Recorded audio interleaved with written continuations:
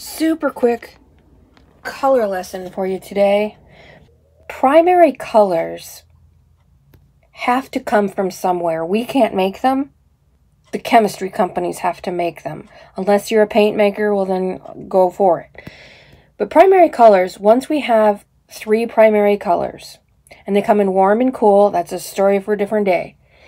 But if we have the 3 primary colors, we can make any color under the rainbow, in the rainbow, on the spectrum, and we can mix these primary colors into secondary and tertiary colors and neutrals. Primary colors, red, blue, and yellow, or cyan, magenta, and yellow. If mixed in equal proportion, they will neutralize each other.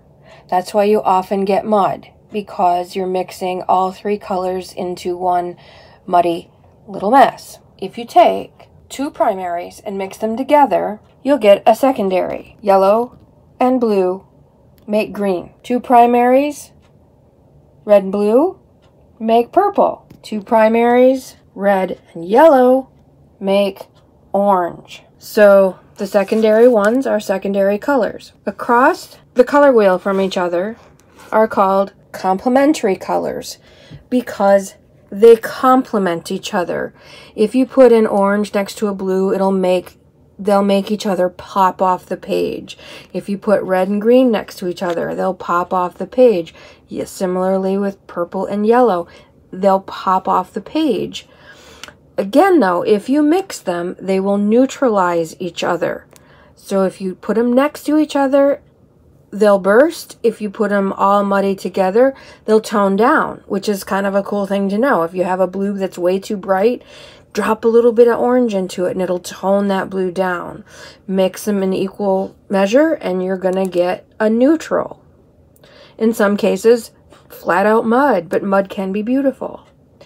I wanted to bring this to you specifically for this because people have a hard time remembering which complementary colors are which.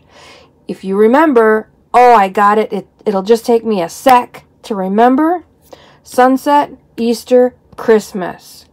Blue and orange, yellow and purple of Easter, red and green of Christmas. These are the complementary colors. Easy to remember. Sunset, Easter, Christmas.